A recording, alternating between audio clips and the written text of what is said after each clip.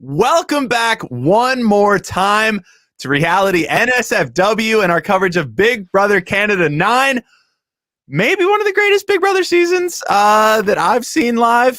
This was incredible. And how do you cap off such an incredible season? We're bringing back Brent Wolgamott 2 nights in a row. Brent, how are you doing? What's up, people? How you doing? I can't believe that I'm back, actually. It didn't dawn on me, honestly, until earlier today that I realized I was actually scheduled at 3 o'clock today at work. I work at a casino, for those of you who don't know. I'm a table games dealer. And, you know, when you're scheduled at 3 o'clock, like, usually by the time, like, a lot of dealers come in at 8 and 9. So I knew I was probably going to get out, and that was enough time for me to get home and watch most of the finale and have a fantastic time and enjoy the announcement of the winner. So I was like, you got time for, do you have room for me to come on? And as it turns out, Peter Brown was on set and couldn't get out. So you were going to be without a co-host, and it just all worked out. So here I am. Yeah, this season's been magic. The podcast has been magic. It just all worked out. But let's get into it. Tychon is the winner, and I have to gloat. My winner pick 10 weeks ago, straight out of the gate, Tychon. I like this dude. I'm riding him all the way, and it's been great. It has paid off. He almost played a perfect game. I'm very excited for Ty. I enjoyed him all the way through. I loved him from the first intro package I saw of him, so I'm really happy for him. What are your reactions to Ty as winner here? My top of the page reactions are that never let it be said that in modern day Big Brother you cannot play cold and snaky and hard and biting and not get the win at the end, because he did all of those things. He fucking gaslit some of the jurors. He didn't own some of his shit. He played hard and basically told some people to fuck off. He didn't need their vote, and told us in the diary room the same thing. He told some of the people going to jury, enjoy jury, bitch, on the way out the door. And yet they still fucking voted for him. I will question whether or not other people who play that sort of game could get the win in a similar circumstance, because he is such a warm, inviting guy most of the time. As you heard, he talked about he's more of a quieter person in a house full of big characters. I think that particular aspect played well to his strengths. When you're so unlike the others, I feel like people are more likely to reward you. They're more likely to look at you like, wow, you're sort of interesting because you're not like the rest of us crazies over here. And I feel like he did benefit from that. The other thing, too, is that I was really worried that we were going to have to listen to a litany of people on Twitter talk about how Ty was robbed, that juries can't appreciate gameplay, and I was ready to defend the Big Brother gods and this jury and say, look, you know, Ty, he gaslit Jed and he told Beth to fuck off, and that's what I said last night too, and I was ready for it to happen. I really thought that Brayden was going to get the win here, and I have to say, again, I don't know exactly what happened, but I have to think that what I said last night was true, that Kiefer came in big for Ty, and also the fact that the people that he did the worst were people he evicted like a week ago, and they had a little time to get over it too. It always matters, like people like that, like when you evict them. And it was clear to me on the way out the door that Kiefer felt very good about Ty, and I think that he was able to show some of the people in the jury, like, yeah, hey, here's what the guy did, and here's why you might want to vote for him. And also, I just want to give credit to the jury overall, because not just the fact that Kiefer might have done some good for him in the jury, and again, we don't know that. That's just my take on things. But also the fact that they're willing to put his key in the box says something about, you know what, you can play hard, you can play evil in Big Brother and still get the win at the end. I love to see it. I'm so sick of people not getting the win at the end who play hard and who play like, basically who just play like it's always, the question's always asked, if Dr. Will played in 2021, could he win? And people always say, no, he couldn't. But I feel like this win says that he could. Yeah, no, I completely agree. Like we saw in the Q&A portion, he's redefining jury management. He said, yeah, like, did I do good traditional jury management? No, throw that out the window. My jury management is my gameplay. I expect the jury to acknowledge my gameplay. And he put the jury in a defensive position where they were saying, oh, yeah, so if I don't vote for him, I'm now not acknowledging good gameplay. I liked how he turned that around, and I like the way that he's representing for this season. Brayden had a lot of things that he did that I would have been okay with a Brayden win. But for this season, I think Ty is such a more representative winner of what this season was and what the gameplay looked like this season. He was in the driver's seat like almost the whole way through in different conglomerations of alliances he was in. And I am so happy with the fact that he is going to walk away and be the guy who's remembered here. I think if it was Brayden, this whole season would have a very different story. I think so too. I was ready to come on and defend a Brayden win. I think that there are aspects of his game that are underrated. Like I said, that move at the Final Four was all him. Tara is kicking herself about that today. The fact that she didn't evict Brayden there and instead evicted Kiefer. So that was definitely his move. The fact that he infiltrated the trio so seamlessly and was able to get in there when all of his alliance was totally decimated around him. Like Victoria was gone, and Ro and Kyle and everybody totally, and Austin all were gone as well. And I say Victoria was gone because she was more with Tychon and Jed by the time that everything started to turn around on Brayden there. So I'm happy for both of them. I'm happy for this season. It was really fantastic watching. It could not have turned out any better. It really could not have. It could not have turned out any better for Tychon to get the win here at the end when it looked like everything was going against him. I have a hunch that this jury is the kind of jury that just likes to hold people's feet to the fire. They wanted to take a go at him because they knew they were going to vote for him. That's why, in my eyes, they were extra hard on him. We can talk about it, but I do feel like overall that they were ready to vote for Ty, and I'm glad to see it. Yeah, let's get through the finale. I mean, there was some fluff in the finale, but overall, this was excellent. This was so exciting, and hats off. I have headphones on, so I can't take my hat off. Hats off to you, Big Brother Canada production team. This is so amazing. This is where you excel, is at these really high budget montages, and it looked so polished tonight. We open up with this origin story segment, flashing back to BBCAN9. I mean, I do take a little bit of issue with rubbing salt in this guy's wounds again. Right? I still don't get that. Whatever. I can't wait to get to BB10. Hopefully it's All Stars, where we can get a new house and a new set, because I'm sick of this reused. The BB8 people, they already got done so dirty, and then for them to continue to do this, it pisses me off so much. But whatever, it's okay. Yeah, I saw here tweeted, "I'm triggered again, another night in a row." Yes, thanks. Triggered again. Yes, I know, right? Yes. But I opened up this episode, tears in my eye with this feel-good montage they have going on about what life is going to look like when we get back to normal, and that this show was a reminder of normalcy and when we can all get back to seeing our loved ones and the world returning to normal. I love it. Thank you, Big Brother Canada. This season has been such a positive light. And that brings us right into part one of the HOH. So they've got these hoverboards. They're, again, somewhat convoluted rules. We saw this earlier where they're allowed to stack 5 items at a time and then go back and forth, keeping the stack. This comp, I did not think was going to go to the time limit. When they introduced this competition, they say, and you have 4 hours to get 60 discs. And I thought, no way is it going to take anyone 4 hours to stack 60 discs. But it did. I guess it should have been a little conspicuous that they brought up the time limit there. Yeah, that's true, because remember, it's an edited show, so the fact that they even acknowledge the time limit would have been a tip off to me that that must come into play here. Otherwise, they would have just edited it out because they don't want you to know that there's a time limit. Yeah, 100%. And they go to a sudden death here where they get they can stack 10 at a time now, and it's the first to 40 discs. So some simplified rules. I love that they go to this, because I think the other way to solve this would be at the end of 4 hours, whoever has the most stacked wins. Which I hate that. That's how Susie won in fucking Survivor Gabon, and it pissed me off to this fucking day that she just stood there like a goddamn statue and ended up having the most powerful immunity in the game. Fuck that. I'm glad they went to this and decided to do it a different way. Thank God. I didn't want to have to see Susie almost winning Survivor Gabon all over again. No, 1000%. I thought this was great. At first, I was like, why are we just dragging this out? But, it was cool because Ty was gunning up until the last second of this comp, and it worked out really well. Brayden ends up pulling it out, though. So good to Brayden. Again, I think Brayden's narrative, if he would have won, would have been that this dude could win comps when he needed to, that he went on a run here. And that's a strong narrative here. If he was going to have that narrative, he needed to win this final HOH, and he got so close.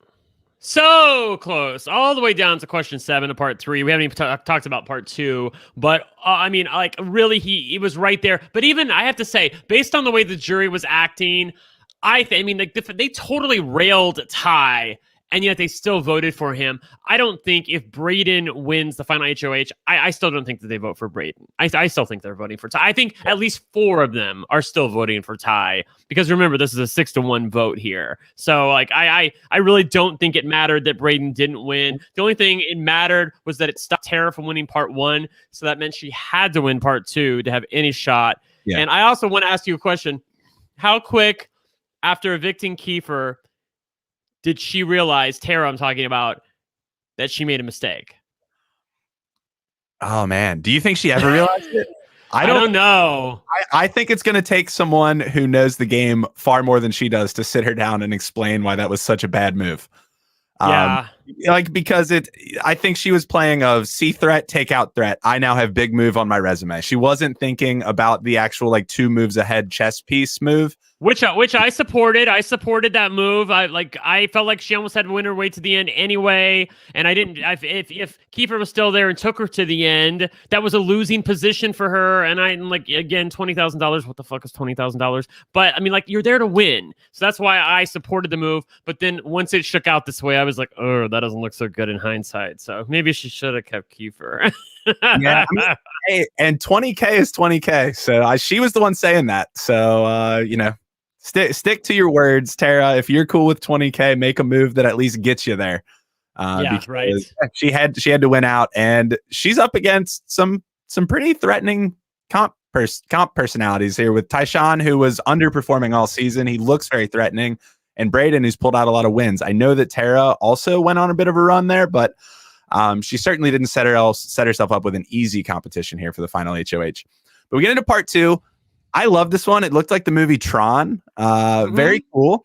And this was also fun. They're answering the questions about the days, but they build in a dexterity piece where they have to throw the beanbags. And I think that if this wasn't already going to screw Tara a little bit, her lack of aim certainly didn't help. I enjoyed watching her miss for a few minutes there.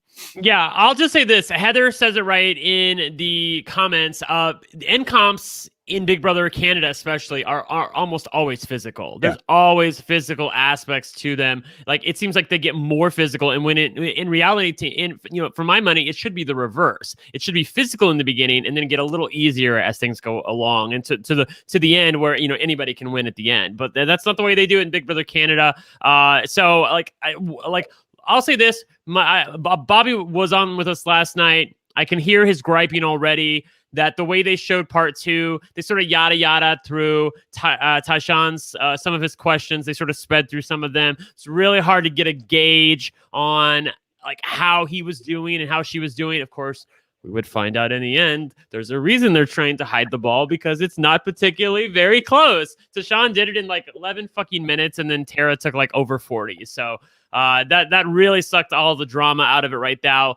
Right then, if you're a feed watcher, you know exactly what's going to happen once Tara loses part 2. And I think some of the also you really should tell people with no. Here's the thing about Big Brother Canada. Normally there's a spoiler because there's an audience. But there's no audience this year because of COVID.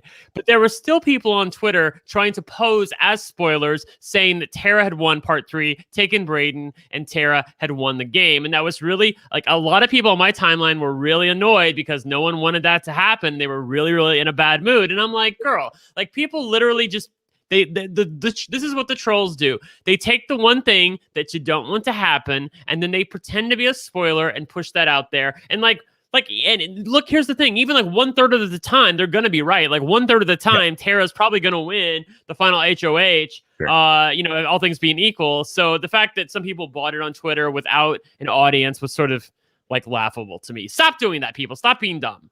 Yeah, I mean, I think once you have the feeds ripped away from you, you're just looking for anything. This intel has to be out there. Yeah. It's always out there. So yes, I know, right? Yeah.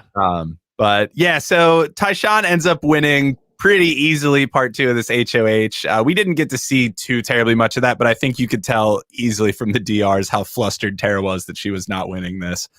And then we get a jury segment checking in with the jury before they are joined by the final member, and Poutine Poppy is there.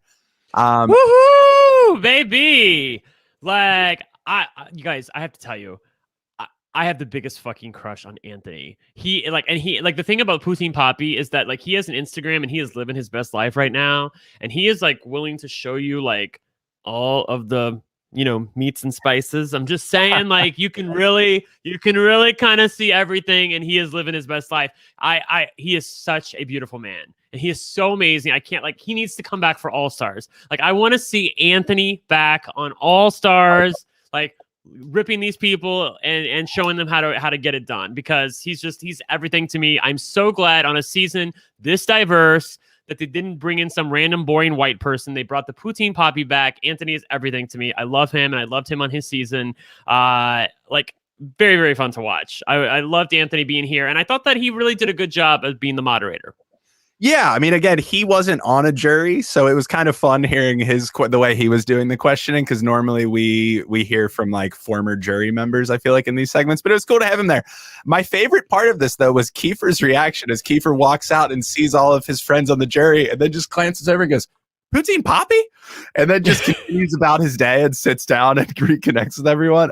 Very fun. Yeah, yes, I like that too. Yeah, so the jury's reflections, they were giving Ty a lot of credit here. This was where I started to feel good about my man Ty, and that my winner pick might be coming through for me, because we hadn't heard a whole lot about Ty's game from the jury. We'd only heard a whole lot about Ty saying "fuck jury management." This started to turn things as Ro and Keith were giving Ty a lot of credit, and Beth was saying that she could be swayed and was starting to feel swayed. So that was good. Their narrative on Tara's game, that she has dealt with a lot of adversity. And they saw her being evicted and returning to the game as a positive, not a negative. Yes. Do you feel like that would have had much of an impact? That was one of Anthony's questions. I mean, I didn't understand, like, the fact that they viewed it as a positive. I mean, the only thing positive she did was get Jed out with her opportunity to come back into the game. I never understood that it was positive or negative. Like, I mean, like, basically, like, blink and it never happened. Like, I mean, she was out of the house for like a fucking second and then came right back in. Like, I wouldn't have paid it no mind. It really wasn't anything. I can't even believe they spent as much time on it as they did. No, I agree. I was really interested, though. This whole finale was edited, and we got a lot of clues. I feel like now, in hindsight, you can watch this almost more like an episode of Survivor or something, because this isn't being edited on a like day-to-day basis where we don't know what's going to happen next. They know how this turns out. And we got the jury very high on Brayden's game. We got a lot of praise for Brayden's game, and this should have been the smoking gun that they're trying to sell. This should have been the smoking gun. Yes, they're trying to sell us that Brayden is going to be the winner, and they're also doing it as a little bit of a consolation prize because they know he ain't going to win, so they want him to feel a little bit good. They want his supporters to feel a little bit good, and they want to show you all the great things about Brayden's game because he's not winning the money. So, yeah. And leaving that segment, I was triggered. I checked Twitter. Twitter was triggered that as the jury is saying Ty is a floater and Brayden is a cutthroat strategic mastermind. I'm like, hold on, what? They both have parts to their game, but that ain't it. That's certainly not right. But that's not it. Yes.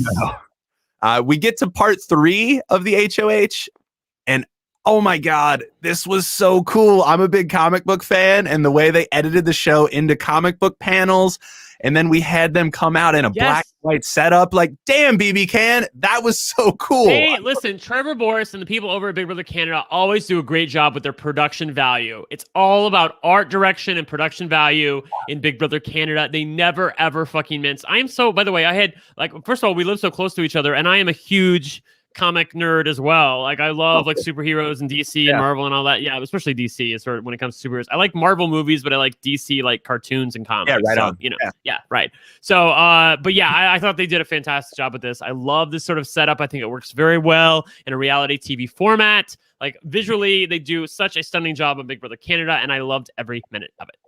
Yeah, it was awesome. And we learned something about Ty tonight that I did not know, which is he rocks and paces almost constantly when he's nervous. And him during this final HOH doing this was making me so uncomfortable. I was so nervous for him that this was not going to turn out as I think showed my hand that I was rooting. That was the beginning of it.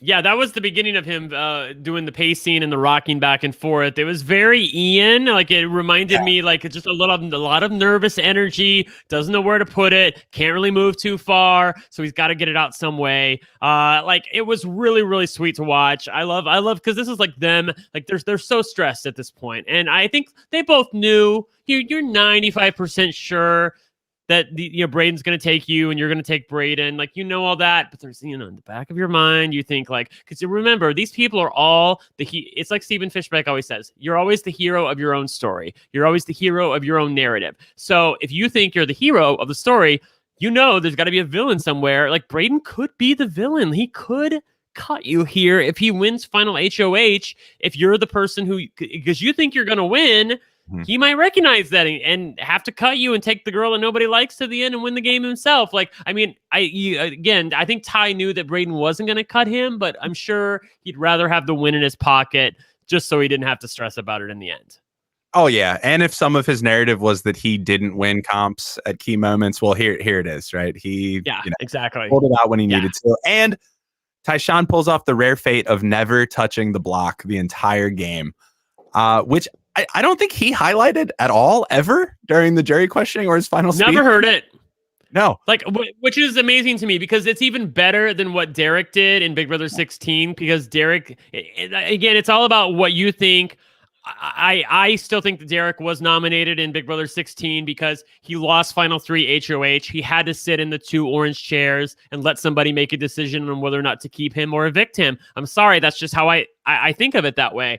And the fact that Tychon, on the other hand, never had to sit in the nomination block, like he was just not having it. He wasn't going to do it. He wasn't going to sit there, and he made sure of it. So he knew what he had to do when he had to do it. And the fact that he didn't highlight that at the end, like if he lost, I think we would have come back to that. But the fact that it was a 6-1 vote, nobody cares. Yeah, no big deal. I wonder how much of it is that he doesn't understand how big of a deal that is. That doesn't happen very often. I'm sure people after another fan, but yeah, I think after the fact, I think people are really going to point it out to him, and I think they're also going to point out to him that he was literally 1 vote away from playing a perfect game, never touching the block, and getting all 7 votes at the end. If Tara doesn't have that last vote there, he literally has a perfect game, which is really cool to see. Cochran obviously had a perfect game in Survivor. I think no, Earl didn't have one because somebody voted against him pre-jury. Somebody else had a perfect game. I can't remember. It's like JT, okay, like just to do something like that, that's so cool. I think he's gonna be happy with $100,000 and the win. And maybe they bring him back for All-Stars. I mean, I don't think Tychon would come back. I mean, I think he would come back. I don't think they would bring him back for All-Stars because there's so many other people that they would like to bring back. I don't think that they would bring him back. But he's a winner now, and I could see them saying, you know what, let's see if he can do it again. Like, I would love to see something like that. He's been he had the thing about Tychon. I'm getting a little bit ahead of myself because we're going to talk about how he won, but the fact that he had so many faces. He was almost like Arya in Game of Thrones, where he had like different faces to him, where like, you thought he was this kind of guy, but then like about 2/3 of the way through, he sort of flipped it and became really fucking evil at times. Like he was like ridiculously lying to Jed and almost living for the lie. Like he was like, and Jed hadn't done anything to him. And Jed was a good guy. And the fact that he's just lying to his face about, the fact that he's going to keep him. And again, he has the vote. So it's all about him. There's no reason to keep it a secret at that point. You might as well just tell Jed the truth. And then to do the same thing to Beth the next week and basically tell her to fuck off. I mean, I know Beth was terrible, but again, you're playing Big Brother, so it's his responsibility to treat her a little bit nicer, even if she's being a dick on the way out the door. And he didn't do that. But like, it didn't matter in the end. And I guess I'm really, because I lose my temper at times too. I mean, hell, you saw it when I played reality TV. So like the fact that he like really like got out over his skis a few times and it didn't come back to bite him in the end, I was really happy to see. I will just take a moment to say again, I'm still waiting for somebody who plays a game like Ty, who's a woman, who gets mad and gets a little evil and lets people have it sometimes and then gets the jury. Or then gets the final 2. If the jury doesn't then hold it against her and say she's a bitch and not give her the win, because I do think that men get away with a lot more than women do, and I think this was at least part and parcel with to that theory with me, in that Tychon was able to get away with a lot more than any woman in his position might have done. I want to point that out, and it always takes me back to season 6 with Kayla and Paris, and I know why that whole thing happened. I'm not trying to beat up on Paris, but I just want to, like, I remember how much Kayla did in that season, and how, like, she played pretty hard and a little evil, and was, like, just playing as hard as she could get, and yet no one gave her any mind. So, like, maybe a little bit of chauvinism there, but who cares? Like, there wasn't a woman in the final 2, so I guess it doesn't matter.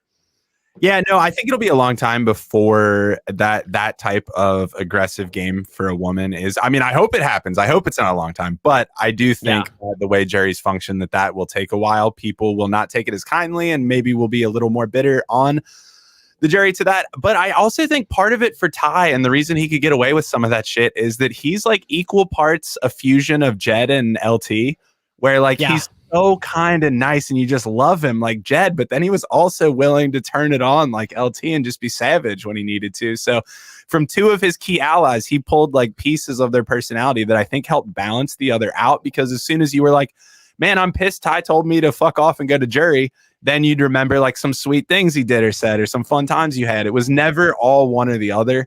He balanced it really, really well. And that smile, I mean, you can't stay mad at Jerry's question when he's just grinning at you. So I agree. I think his smile is definitely one aspect of it. Doom in the chat says the difference, Brent, is that until Beth's eviction, Ty maintained solid connections with everybody, which obviously is the case as well. It's just look, I'll just say this. I was nervous that Ty wasn't going to win, and the fact that he did in the end, like, we're going to talk about how it happened, but oh my gosh, like I was literally holding my breath, and then once they started reading the votes, I was like, oh my god, he's got it. And that's so cool. Yeah. So Ty, as we were saying, Ty wins final HOH, never touches the block, and he eliminates Tara, and he gives an awesome elimination. He says, we want to do a historic all-black final 2 here, and do it. He did. So congrats to Brayden and Ty for pulling that off. That is awesome. And a season that one of its biggest hallmarks was diversity, that we do end up with an all-black final 2. That's awesome for Big Brother, which often has really big problems with diversity. So I was very happy to see that. And we roll into... Yeah. Go. Yes, we don't know. We should have. I'm sorry. Doug in the chat just said something to me that totally threw me off course. So like, damn it, Doug. God damn it, Doug. Get your mind out of the gutter. Anyway, moving on. I see Doug's comment. Yeah, I know, right? Yeah. Okay, like, so people are going to listen to this in the audio and they're not going to understand what the fuck I'm talking about. Doug said, don't forget Brent. Beth was impressed by she was impressed by the size of Tychon's dick. Like, that's what he's trying to say. Like, he has the little eggplant there, but that's what I remember on Twitter. And then I went and saw it on the clips and the live feeds. And when Beth was talking about the size of his penis, like, oh my God, like, she was so into that. Doug, you fucking asshole, that did not have anything to do with her vote. If I was on the jury, it might have something to do with my vote, but I don't think it had anything to do with Beth's vote. Oh my gosh. Well, the jury questioning, we'll get into that. So Spicy V is first up, and she's questioning Ty. To see her. Yeah, I know. She brings so much energy. It was really good to see some of these people that I feel like have been gone for so long, but had such a huge role in the season. Like when they're playing all these clip shows and we're seeing so much of LT and so much of Spicy V and so much of Josh, I'm just like, oh yeah, they were gone so long ago, but they're so big. But Spicy V is asking Ty, were you telling people that you had me? Why do you think you have me? And explain that to me. I really love Ty's answer here. And I think his answers to the questions were sort of all downhill after his response to Victoria. I thought he came across really, really heartfelt, but then also moved some of that like playful banter into some impactful strategic discussion. I think that's exactly what you need to do with the jury question. Establish a personal connection with that person, and then also get your point across of why you played a good game. And I thought he crushed it with Victoria. And you saw her go from stone face to grinning across the face. So, yeah. Yeah, you just have to give them a little bit of a reason. Like, don't be a fucking dick. Like, just give them a little bit of a reason to vote for you. A smile never hurts. Like, even if you're not feeling that they're feeling you, like, don't don't show that to them. Just smile and try to be cool with everybody. You never know. Some people might be waffling into the very last moment about what key they're going to put in the box, and that person might affect the person next to them, and all of a sudden an easy 6-1 win might be like a 4-3 Brayden win. You never know what people are thinking. So I think he did a good job with Victoria. I will say that overall, it seemed to me that as far as Ty goes, it got worse as it went along. I think he started to get a little flustered by some of the hard questions that he was getting from the jury. And I think that he was maybe a little miffed that Brayden's questions weren't quite as hard. Again, 2020 hindsight, I feel like it's because the jury had already decided at that point that they're probably going to vote for Ty. And thus they want to ring him a new asshole before they give him the money so they feel a little bit better about themselves. But he wasn't really aware of that at this point. So I felt like Victoria was probably his shiny moment. And then after that, it was a little bit harder to watch when he started pacing back and forth and little nervous energy. And I don't remember the last time I saw somebody in the final two literally pace back and forth. So Enzo. Stuff like that. It was shades of Enzo. Right? Yes. Oh my God, shades of Enzo. They're laughing at me, yo. They're laughing at me. I'm glad we didn't get that far. But no, Ro's up next, and he's asking Brayden some questions, and I was impressed with Brayden here too. The big thing I would critique about Brayden is there's just no energy behind anything he says. It is to go from Ty, who's pacing and clapping his hands together and very demonstrative and maybe too overzealous. Brayden is just so calm and composed. You almost zone out while he's talking because all of your senses were so heightened with what was going on a moment before. But I do think he did a really good job providing a narrative for his game and talking about how he had to recover after Austin left and really just how he was able to bob and weave throughout the game and win strategically when he needed to, and that he was sort of this almost like a cockroach in the game that he could scurry from place to place. Basically, he was saying he was a floater without saying he's a floater because these people don't know what that is. But I thought he did a good job with that narrative. I thought he did a pretty good job with that. I do agree with Doug's take, and I saw this elsewhere in my timeline, that he disliked Bray's answer to Ro because it confirmed that Ty was responsible for carrying Brayden in the game and really took Brayden under his wing and sort of almost emasculated Brayden's role in the game a little bit and took away some of the credit that he was trying to accumulate for himself in the final two questioning there. So, and that was what Kiefer had said to the jury about Ty as far as carrying Brayden, and Brayden confirmed that in his final two question. Again, I don't think it mattered in the end, but it didn't do him any good. Yeah, no, it's kind of right there. I mean, Brayden said a lot of stuff that he shouldn't have said, pointing out in his final speech how many times he was on the block. Don't do that. Don't list how many times you were nominated. That's probably not helpful. So Tina comes back at Ty and asks him whether he was the third wheel in the sauce. And this is where I think Ty starts to go downhill, because I think he took this a little personally, because I think he was expecting more of a softball from Tina. He was not liking this narrative existing in the jury that he would be seen as the third wheel here. I don't think there's too much substance to his answer at all, other than he just basically said, no, we all work together. Yeah. He was angry, maybe not angry. He was annoyed, and really was. He was feeling good about himself. He just won final HOH. He just got Brayden and himself to the final two, which I'm sure, after Jed went home, was probably his dream to get Brayden and himself to the final two and have a real shot to win this game. And then Tina comes in with a question like that, and he's he doesn't want to hear it. He doesn't want that kind of heat in the moment, and he quickly was disabused of the notion that this was going to be a feel-good moment for him. Yeah. Jed's up next, and Jed asks Brayden about his decision to not get rid of Kiefer. And I think I don't think there's anything Brayden could have said that would redeem this. I think this is always going to be seen as a real downside, but I do think Brayden did a good job trying to dance around this question and articulate not why he didn't get rid of Kiefer, but instead why he had to get rid of Beth in the moment. But I don't think anyone on that jury is really buying that he had to get rid of Beth here. After Beth and Brayden had worked relatively closely, Kiefer is being seen as this huge threat by everyone.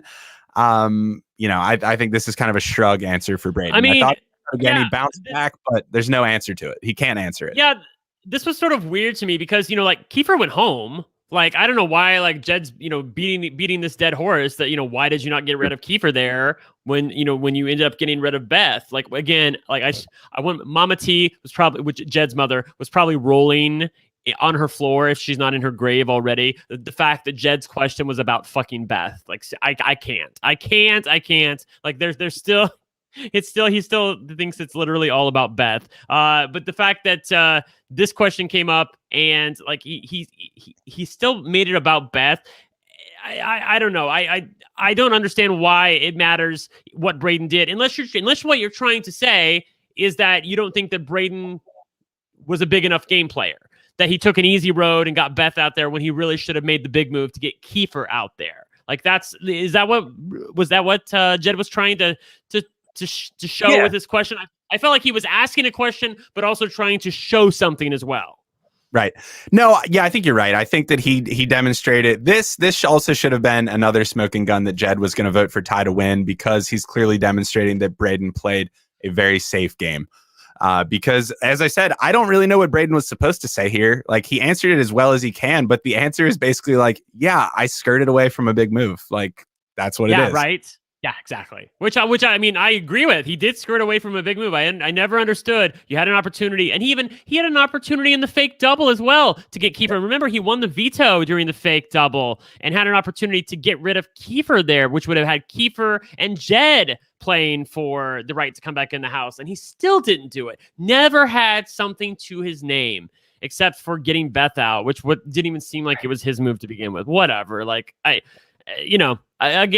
saw some people on Twitter, and I was ready to come on and defend a Brayden win if that's what the jury thought. But I felt like in some ways people are trying to put a lipstick on a pig. There are aspects to Brayden's game that just aren't good, and this was definitely one of them. Add to the fact that he agreed to go on the block during Tara's HOH. Like, it was really hard for me to see that through any other lens but runner-up tonight. Yeah, and people love Brayden. Brayden seems great. I'd love to go out for a drink with him. He seems super cool. He seems super awesome. Yeah. Did I want him to win tonight? No, I don't think he had the game for it. But if he did win, there are enough things you could point to of why he won. So I'll go either way. But Beth then comes in and is asking Ty about jury management. What we all want. Yes. This, if you want to see Ty squirming, here it is. I wasn't sure how Beth reacted to this answer. I was trying to read her face, but she was just absolutely emotionless as she was watching Ty respond to this. I thought he should have went back to some of that earlier nice energy. I don't think he did awesome on this. I think he didn't give a fuck. I think he's like, you know what? I got enough votes. I don't need your fucking vote, woman. I literally think that's what he's thinking in that moment. Like, he's not going to give that to her. He doesn't want to give that to her. When, like, if some people are feeling a certain type of way, and might be a 3-3 vote. Like, I even tweeted out when Tara came out and said, hey, I'm Team Brayden. I felt like that might be the fourth vote that he needs to win. Like, so, like, I mean, any vote that you can get here in a 7-person jury, you like in a 7-person jury, you just cannot give any vote away. Tychon definitely got away with one there with his answer. Yeah, no, I agree. I mean, I don't know. He definitely seemed annoyed. Like, hold on, we had 8 weeks of good times, and then I screwed you over one time, and you're gonna hold my feet to the fire right now. Whatever. Yeah, fair enough. Kiefer comes up and he's asking about Brayden's moves. Brayden is selling a narrative here. Brayden is not selling a list of moves or a resume here. He's selling, I overcame struggles. Which, that again, if people are really high on Brayden's answers to these questions, that is how you need to pivot. If you do not have a long list of big moves you made, you need to sell a narrative, which he pivoted to very well and talked about overcoming struggles. And that at least worked on Tara. Well, I guess it worked on him. Like, I worked on Tara. I will say that overall, like, I thought he did a good job with what he had. Like, talk about putting lipstick on a pig. Like, that's basically what Brayden did with his final 2 questions, where he was like, I know that I don't have a list of things that I did, but I overcame adversity. Like, that's what I did. I was like a cockroach in the game. I felt like he needed to talk more. Like, he could have really talked more about the fact that, I won back-to-back comp wins when I needed to, like, because these people value comp wins so much in modern day Big Brother. I felt like he should have talked more about that. Yeah. And he didn't really like, I mean, that was amazing to me. Like, it's not often that happens. Usually when you win back to back to back, people are like, well, we have to get rid of you now because you're too much of a threat. And yet he still overcame that and got to the end. So like, I felt like at this point that it was I'll say this, in my wildest dreams, it felt like this was pointing to a Tychon win, but I was almost too scared to like envision that, because that's really what I wanted, and I wanted the jury to award him, but I'm so used to juries disappointing me in modern day Big Brother, so I almost didn't want to believe it. Yeah, no, and Tara's question, the last question is, whatever. She was voting for Brayden. Yeah, like whatever. Tara and Brayden had really similar game trajectories. They were outside of the loop like almost constantly, and then they had some big wins at the end that got them some clout, and they worked themselves into the final three.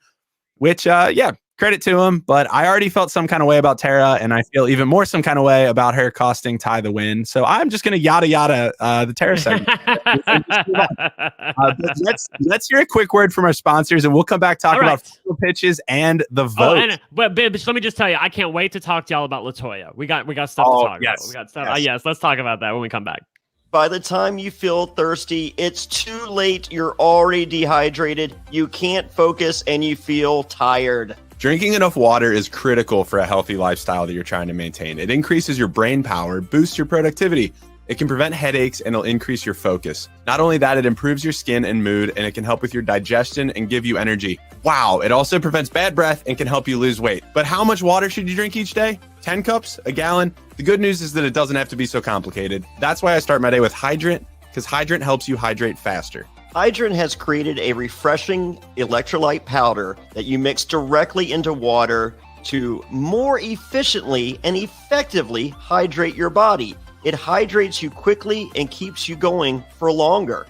Each rapid hydration mix has the 4 essential electrolytes that your body needs: sodium, potassium, magnesium, and zinc, and it packs a punch to help your body hydrate fast and stay hydrated. If you're looking for that extra boost of energy, there's also Hydrant Plus Caffeine, which contains 100 milligrams of caffeine from green tea. Hydrant is backed by research. The formula was developed by an Oxford scientist. It also is loved by pro athletes, top performers, celebrities, and has thousands of 5-star reviews. It's made with real fruit juice powder. It's delicious and refreshing, and it comes in a variety of flavors, including iced tea, lemonade, and fruit punch.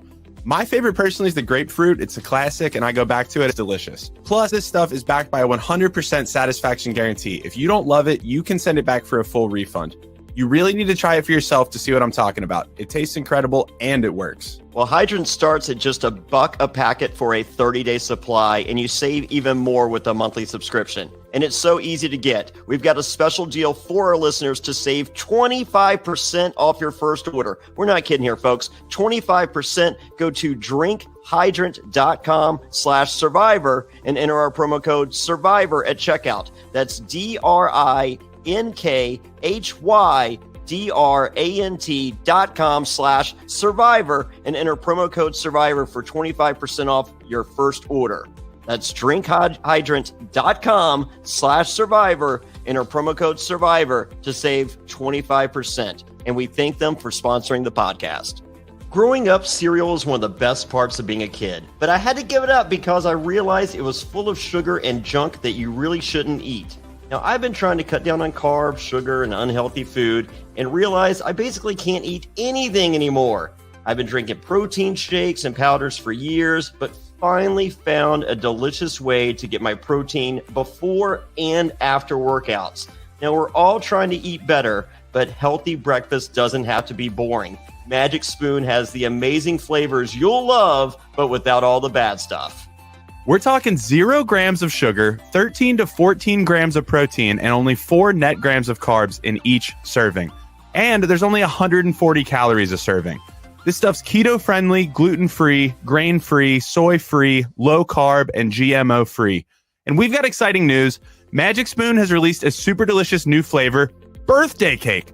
Birthday Cake Magic Spoon will be available in a special 5-pack for a limited time only, so get it now while you can.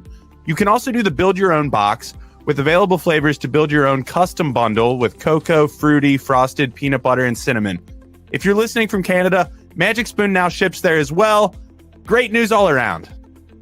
Go Zack, it's your birthday. Go Zack, it's your birthday. But also go to magicspoon.com/survivor to grab the new limited edition birthday cake or a custom bundle of cereal to try it today. Be sure to use our promo code SURVIVOR at checkout to save $5 off your order. This offer is now good anywhere in the US or Canada, but only when you use our code SURVIVOR at checkout. And Magic Spoon is so confident in their products, it's backed by a 100% happiness guarantee. So if you don't like it for any reason, they'll refund your money, no questions asked. Remember, get your next delicious bowl of guilt-free cereal at magicspoon.com/survivor and use the code SURVIVOR to save $5. Thanks, Magic Spoon, for sponsoring this episode. Go, Zack. It's your birthday. And we are back, and it's final pitch time. Ty and Bray, I don't really know that either one of them nailed this. Like I said before, Ty did not bring up the fact that he never touched the block, and Brayden couldn't stop talking about how many times he was on the block. What were your reactions to their final pitches? I mean, a minute is not a lot of time to do anything. That's the thing. I don't understand. This is the one fucking time that Big Brother Canada and the goddamn producers drop the goddamn ball. Why in the hell on a show that is taped, that is 2 fucking hours, are you giving your incredible history-making final 2, all black final 2 of Brayden and Ty 1 fucking minute to summarize their entire fucking game? Like, this reeked of, I don't know what intern made this decision to give them 60 seconds. Like, I understand if you give people a lot of time on a show like this, that they're probably going to hem and haw a little bit, and it's not exactly scintillating television, but boy, 60 seconds was really, really ridiculous. I think overall, like, you could have given them at least 90 seconds or 2 minutes. And if they've got a few awkward pauses, like, just edit them the fuck out. Like, it's not that hard. I don't understand who made this decision, but please don't ever do it again, because I felt like both of them got cut off just as they were getting going. Yeah, no, Peter and I have talked about this a number of times. They really need to transition the Big Brother jury segment into a roundtable discussion like they do on Survivor these days, and give them more time to have a conversation and to really get the story of their game out there, because so many of these questions and the reactions they're just really truncated, and these speeches are especially truncated. Like, this did no one any favors, the audience included. And just so we can rush to like the Hot Mess Express. I think we're fine. Right. Yeah. Like, which I feel like some of those clips, like, I had seen already. Like, they showed a few clips, and then they showed like other clips, but it was from the same fights. And I felt like we had seen, like, I think I've seen LaToya versus Kyle like at least 5 or 6 times already. Like give it up, people. Like, I felt like they were, again, here's the thing. I can sometimes forgive it on Big Brother USA because their shit is live. So I understand why producers don't want to give people who aren't used to being on television a free open mic on live television. I totally get it. But this is taped. And that's the reason why they tape it, is because they want to have a little bit more control over it. And the fact that they don't utilize that benefit just annoys the shit out of me. Yeah, next time. The season was almost perfect. Yes. Next time, deal with that. But we get to the vote. This is pretty uneventful for me, other than every season of Big Brother Canada, it gets me when Arissa says, "Remember, you are voting for who you want to win." Big Brother Canada, like, yes, I don't know who else in the history of reality television, like, their mistake is living on long after. Like, Topaz would have been a footnote in Big Brother Canada history if not for her massive mistake in the finale to accidentally put in Jillian's key instead of Gary's key when she meant to do the opposite, obviously. But Arissa's, like, I guarantee you, Arissa's going to say that till she's done hosting the show. And if ever Arissa's not hosting the show because, like, they promoted her to, like, you know, Pope or something, like, then I guarantee you whoever comes in after her will also say the thing about making sure you put in the key of the person that you want to win. Because I still don't even know what the fuck happened with Topaz. Like, did she not, like, I still don't even know what happened with Topaz, because, like, did she have the wrong key and, like, she just, like, didn't realize she switched it, or did she thought she was evicting somebody in second place? Like, what the fuck happened there? I've never gotten a clear answer on that. Whatever. Anyways. Yeah. Moving on. This was 9 years ago, but it is still so compelling. And I also so compelling. Yes, that moment can be credited with, I think, why we got a season 2 of Big Brother Canada. So that moment is yes. epic. You think that happened? Okay. That's gold. That's ratings gold right there. That'll sell any network. So good stuff. Yes. But yeah, they go through and do the vote, and I still at this point I'm a little tepid about my man Ty's chances. As Jed says, was too. Is loyal to the soil. I was like, wait a minute, is that a dig or is that celebrating Ty? That could have been a dig. Yeah. In another universe, he puts in Brayden's key. Yeah. But well, when I saw Spicy V and Roe voted for Tychon, I was like, okay, he's got it. Yeah. Like that's it right there. Like I didn't even care what Jed and Beth did. Like I felt like there's enough votes there for Tychon to get it. And sure enough, like it was literally a sweep. Like the fact that they didn't show all the votes like immediately right away, I felt like was the key that he had won 7-0. The fact that Tara fucked it up with her vote, again, whatever. We're not going to talk about it. It's the most Tara thing ever to do. Like, of course, Tara did that. Like, and you can tell she was apologetic at the end because Arissa notes that everybody else voted for Tychon, and then Tara, you voted for Brayden. She's like, well, I told him I would. Like, she's so ridiculous. Whatever. Yeah. And she's a mom. Don't forget she's a mom. I also learned that tonight. I had never heard that. Very cool. But the moment we've all been waiting for, we get to see the pre-Jerry folks coming in on a live stream. And I know this happened, but I know this is so we're going a little out of order. So obviously, like they waited to show us the winner at the end of the show, but and then and then like before they brought in. But this is how we're going to talk about. So we talked about all the game shit. Now we're going to talk about the tea, bitch. Yes. We're going to talk about the tea. I was a little pissed. First of all, let me say this really quickly. They made all these fucking people come out in eviction in masks. Yeah. But then on the finale, when there's like literally like 9 fucking people on stage, none of them have to wear a mask, including the people who just got out of the house.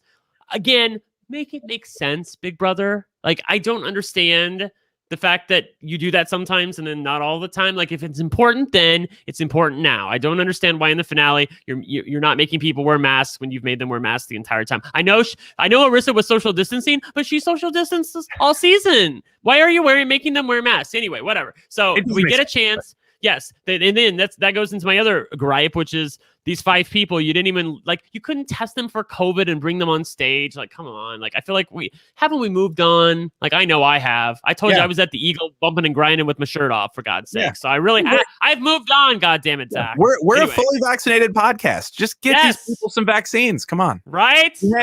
Anyway, but I will say, Queen LaToya did not let that stop her. The fact that she was in by Zoom, you thought it might make her a little sweeter and maybe she's going to be a little bit more polite, but bitch, she kept it real. I was actually fucking gagged that she went in as hard as she did with Beth. Like, first of all, she has something to say about the Sunsetters. That's Arissa's question to her is like, were you upset to see the Sunsetters turn on each other? And of course, she was upset to see the Sunsetters turn on each other. And of course, that gives Kiefer an opportunity to, beat his chest and feel himself, which again, I compared him to Adam Pock on Twitter at the Big Brother 13 finale. It was all about fucking Kiefer. And he was like, every time he was on camera, he's like, look at me. Anyway, whatever. Yes, I know. So LaToya gave him a little bit of shout out. And then she's like, that disappointed me. And it also disappointed me. I don't think anybody was really feeling the dissolution of the Sunsetters. And I don't feel like Arissa was really feeling the dissolution. I don't think anybody was really feeling the showmance of Beth. No one really wanted to see that. I'm trying to imitate LaToya's voice here. And like, the funny part is because she's on Zoom and then it's played and then obviously Gary and I'm Gary. Oh my God. I called Brayden Gary. Brayden, I'm going to hear about that, boy. Brayden and Ty are on Zoom as well. And so they has to go in and there's a little bit of a delay before they hear what LaToya said. When Brayden heard that LaToya had dragged and buried Beth as hard as she did, he was absolutely beside himself. He was gagged. He was he literally grabbed Ty and was like, no, she did not.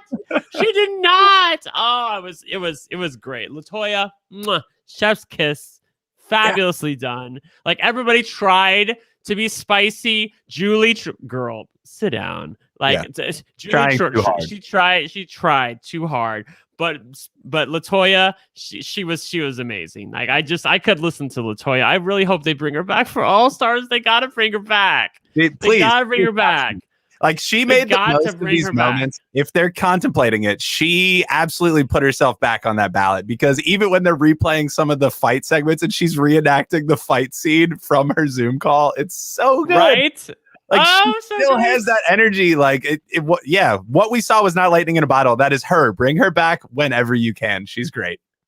Oh, she was fantastic. I mean, like it shows you like how good of a job they did with the casting on this season to find somebody like Latoya. And bitch, she was hungry for the win. She was not happy to go. She was not like, she was fighting until the very end. Like the fact, but like I remember when she was like the fucking Victoria nominated her and backdoored her, and like she's trying to like stop Victoria from like supporting her eviction, but yet she's still not having it with her. And she's like, "Can you let me talk, please?" Like that's how a conversation works. Like that whole the fact that they reshowed that again showed me like, oh my god, I need more Latoya in my life. I love her. She's just such good television. Yeah, she's. I mean, people were asking in the chat, who do we think would come back for an All Stars if it is All Stars? I think you could see Latoya. I think could see Spicy V. I think Kiefer is certainly in. Yeah. Yeah, I think those three people. Actually, I think they could stop at that. I think there's other people in other seasons that they can get, but pick 3 BIPOC people from this season in Latoya, Victoria, and Kiefer, and call it a day, man. Maybe Jed too, but I feel like that's too many sunsetters to bring back. So I'm okay with just leaving it at those 3. But Latoya is at the top of my fucking list, bitch. You have to bring her back. I will write Arista today. She has to bring her back. Okay. Yes. Oh. That's good shit. I mean, they brought it on the pre-jury segment. I loved it, and then we got some of these weird clip segments that I think the time could have been better assigned. But we see some fights. I only needed 1 clip segment. I didn't need 3 or 2, whatever they gave us. It was one too many. Yeah, they gave us 3. I needed 2 of them. The first one where they showed all the fights, I didn't want, but then I realized I needed it when LT was doing the reenactments. That was a blast. Yes. And it was also such a good reminder of like I was saying before, LT went out so early, but what a huge impact she had on the season. Like, and Josh creating all this chaos, he took credit for it of, everyone loves this season because it was a hot mess from start to finish. I started the hot mess and it never went away. Yeah, so a little bit too much credit he's given himself there. I don't feel like these people needed any help from Josh to be fucking crazy. They're all fucking nuts. But yeah, like I really like that. I will say too, there was one more moment in the finale where they talked about the fact that how the history making nature of this cast and how there are so many LGBTQIA people and there are so many BIPOC people, and like it was just literally you won't find a cast like this on any other television show. It was really fantastic to see, and the fact that you got to hear the house guests in real time in the diary room talking about it and what it meant to them to walk into a house. And I'm going to be real with y'all. I never would think about, is there somebody in the house who knows how to cut my kind of hair? Yeah. But Jed is like literally outside the house before he's going in, thinking about, is there somebody in there who's going to know how to cut black hair? Because I need a barber in there and I don't know how to do it myself. So I love the fact that they really highlighted the challenges that people like this who are BIPOC face when they're thinking about going onto a reality show. Like, are there going to be people like me, like me, people who Beth was the person who wanted to go in there and feel people in her, but like everybody else, so they wanted to see people that are like them. So the fact that they got this segment was really great. Obviously, Kiefer annoys the shit out of me at times. The only time he doesn't is when he's talking about his community, and I love all of that. That's really fantastic to see. I will say, you know what? I don't know if they forgot, but Rohan is also a person of color, and like as far as and he's a fucking king, and the fact that he won 3 vetoes back to back to back, he got done dirty in the finale. He did. He got done dirty in the finale. I'm sorry. I know Kiefer talks about his community all the time. Ro doesn't, but that doesn't make it any less cool. Like I feel like they needed to show him a little bit more and in the finale and show what a contribution he had made to this season, because Ro was everything. If there's a 4th person I would bring back for this season, it would be Ro. But again, I think I think they're just going to stick with 3 people for this season. So we'll see.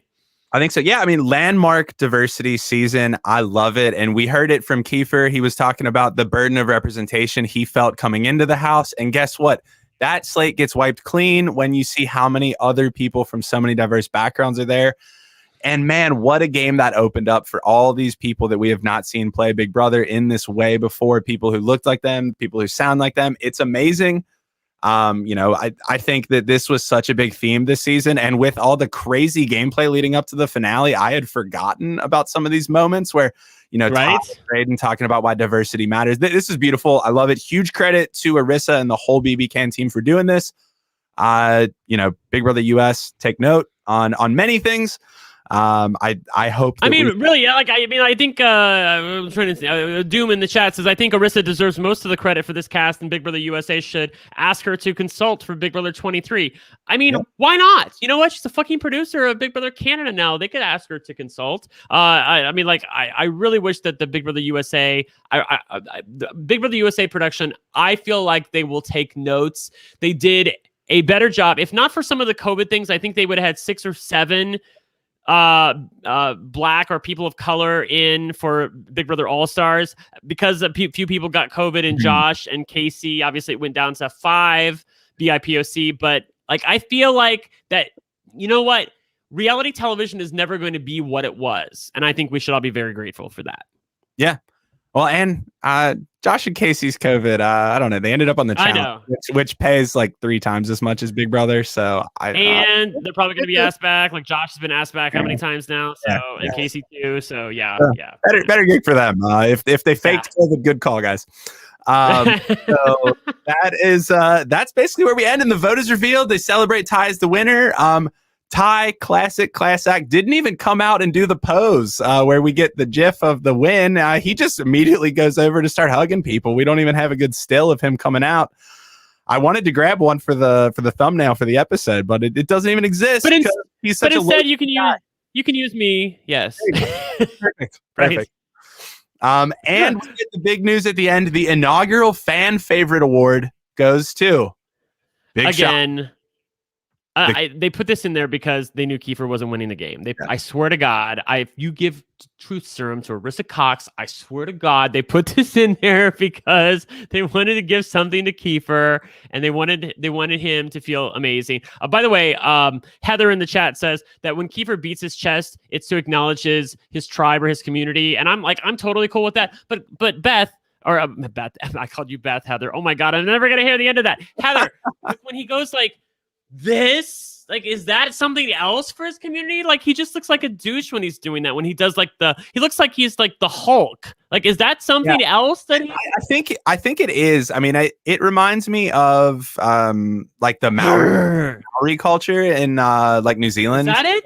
So okay. I do wonder if I'm such a white boy, so please don't hold it against me. But I would never have known. It looks like a wrestling move, for heaven's sake. When he's because he also does the thing with it too. So I'm like, what is that? I love very Rupert, Doug. Yeah, very is. Rupert. Yes. Yeah. Oh, gosh. He's corny, but he's fun. Yeah, he's very corny, but I'd rather take corny than delusional. So he's not delusional. He knew he was going to win. I love it. He's not even surprised that he won Canada's favorite HOH. Or you know what I mean? Canada's favorite. That's what I'm trying to say. I'm so tongue twisted. I can't talk. It's so new. We don't even know what it's called yet. It's so new. Yes. They made it again. They made it up for him. I swear to God, they did. I think. And I'm going to my grave saying that. Well, Brent, this was an incredible season. I have had so much fun podcasting. You got anything else? Dude, this was phenomenal. What a season. And again, I just want to point out the jury awarded the backstabber, the evildoer, the guy that had many faces and showed them all in the house. They picked that guy to win. It can be done. So much of it is dependent on the jury. I do think some of it is dependent on the person who's in the final 2 chairs. In Ty, again, with that smile, you look at somebody like there are 2 people who are kind of dicks on the way out the door, and Paul and BB19. Right. and Tychon, at least with a few people. But you look at them in the final two chairs, and Paul was just like, he was defensive, and he was like, he never smiled, and he just looked nervous the entire time. And I know that there were aspects of Ty that were like that in the questions, but overall his smile just came through. When you've got a megawatt smile like that and a demeanor to you that makes people want to reward you, it makes it very easy for them to put your key in the box. And I was so happy to see it. Yeah. Perfect finale, not only because I think I might have gotten my first winner pick correct ever in Big Brother history. So yes. And I want to acknowledge too, our coworker Bobby said he had it, if it was Brayden versus Ty, he had it pegged at like 70-30 Ty. And I was kind of the other way. I was really feeling like the mistakes that Ty had made down the stretch were really going to cost them. I'm so used to modern day juries and Big Brother not awarding people like Ty. They really sometimes award the person who just kind of shows up at the end and smiles and said, I won a few comps. Hi, Paris. I'm looking at you. Anyway, but they didn't this time. They gave it to him, and congratulations, Bobby, for getting that right. But you know what? I've never been happier to be wrong. So congratulations to Tychon. Yeah, perfect end to an absolute blast of a season. Brent, thank you so much for podcasting with me all season. Thank you.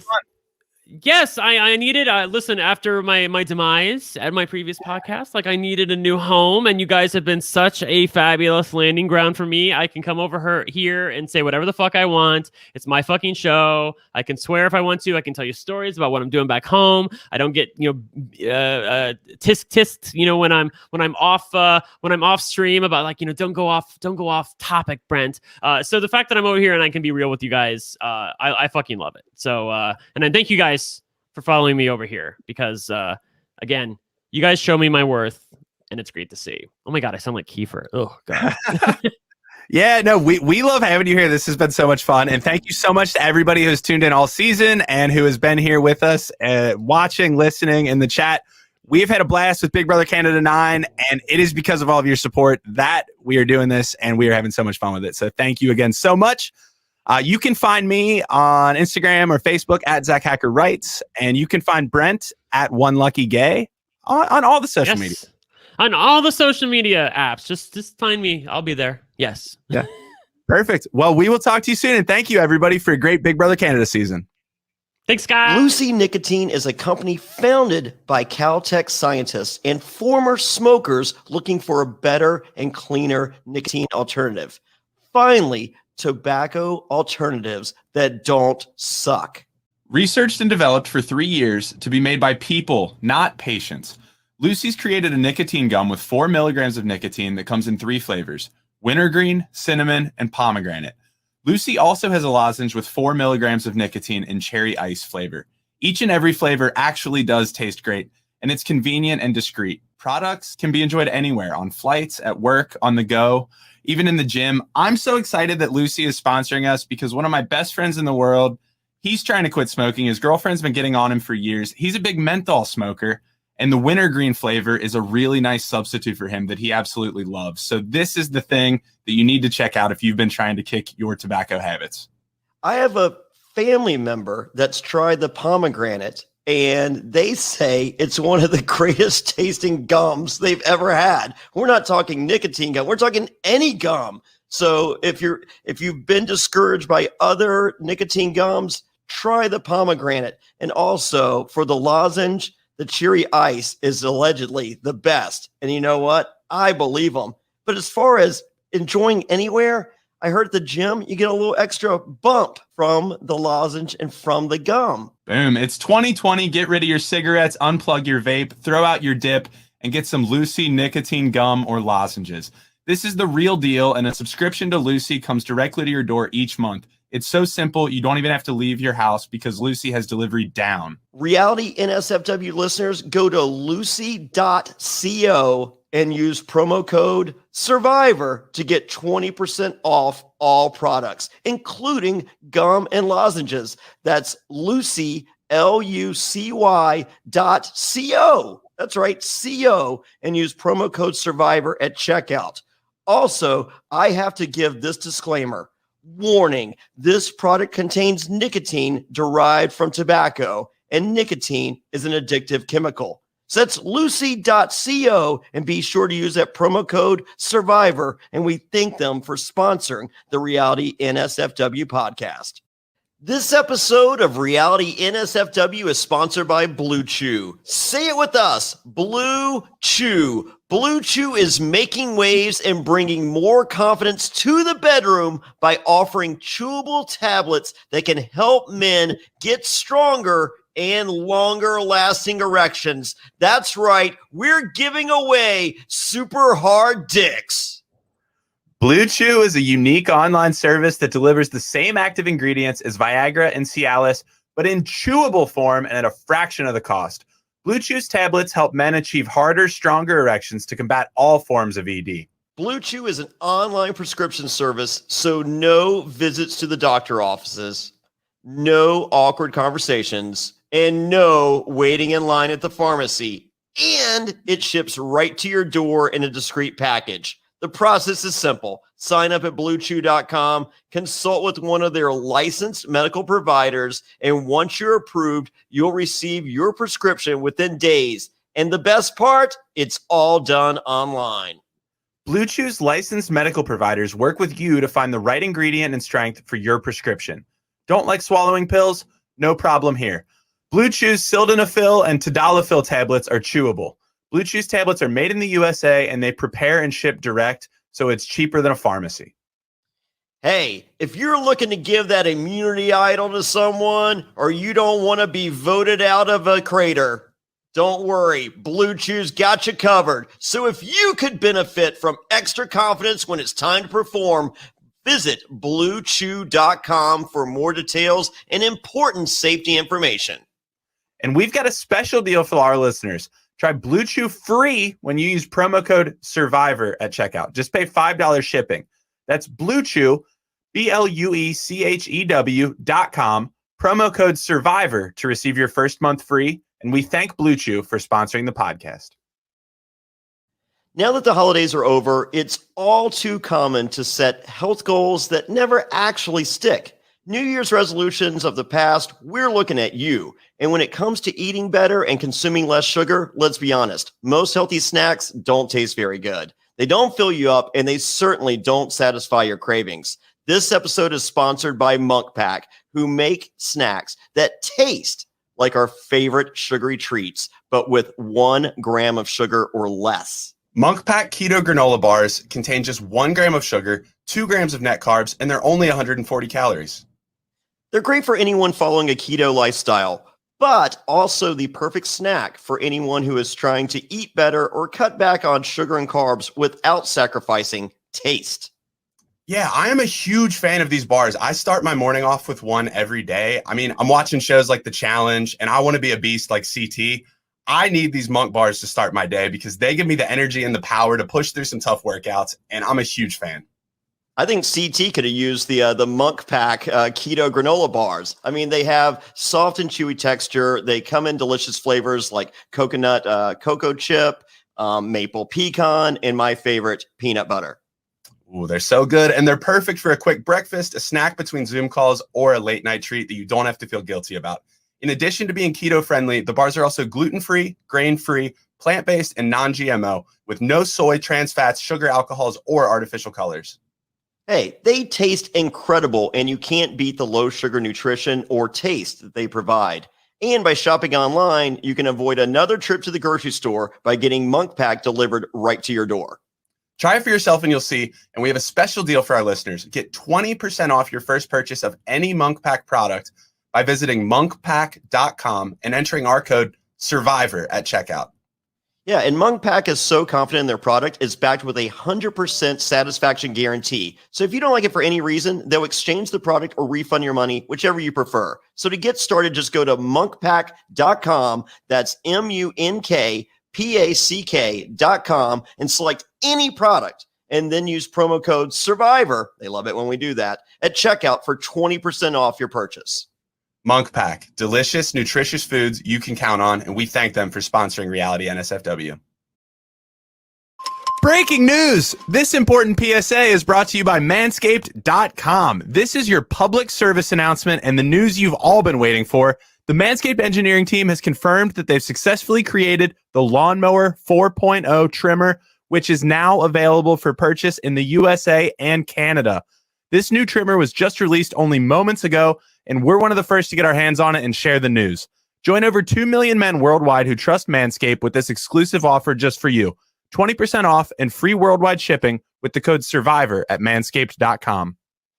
I'm one of the first people to try the new 4.0, and I'm blown away by the performance. The craftsmanship and details on the 4.0 are next level. Their advanced ceramic blade and skin-safe technology is so good that it almost seems as if Manscaped worked with Elon Musk's engineers to ensure your testes are as safe as possible. Now, I've had my moments in the past where I tried to use the old disposable razor, tried to do some shaving. Oh my God, it looked like a 1980s NWA world title match. Ric Flair versus Dusty Rhodes wearing the Crimson Mask. Not anymore. No way, Jose. Oh my God, we're talking what makes this trimmer different than the other trimmers. It's a new multifunction on-off switch that can engage a travel lock, created for people who like to travel like me. I'm in Miami once a month for wrestling. I got Paola from 90 Day Fiance. She's not checking out my balls, but if she did, oh, I would be ready. Now, we also have the Lawnmower 4.0 giving you the ability to turn the 4000K LED spotlight on and off when needed for a more precise shave. And the new trimmer allows you to customize your trim all over through additional guard links with sizes 1 through 4. And looks-wise, it's sleek with a two-tone matte and gloss finish. Even features a hot foil stamped black chrome Manscaped logo. Show that mower off loud and proud. The optimized Lawnmower 4.0 trimmer is also waterproof, so you can groom in the shower and not have to worry about making a mess on your bathroom floor. Did I mention wireless charging? The Lawnmower 4.0's new wireless charging system uses electromagnetic induction, which can help battery length last longer. If you're still trimming your face with your ball trimmer, it's time to make some changes. So here you go. Get 20% off and free shipping with the code SURVIVOR at manscaped.com. No person wants to end up with pubes in their mouth, and your balls will thank you. Get 20% off and free shipping with the promo code SURVIVOR. They love it when we do that at manscaped.com. That's 20% off with free shipping at manscaped.com. manscaped.com. Use that promo code SURVIVOR and unlock your confidence and always use the right tools for the job with Manscaped.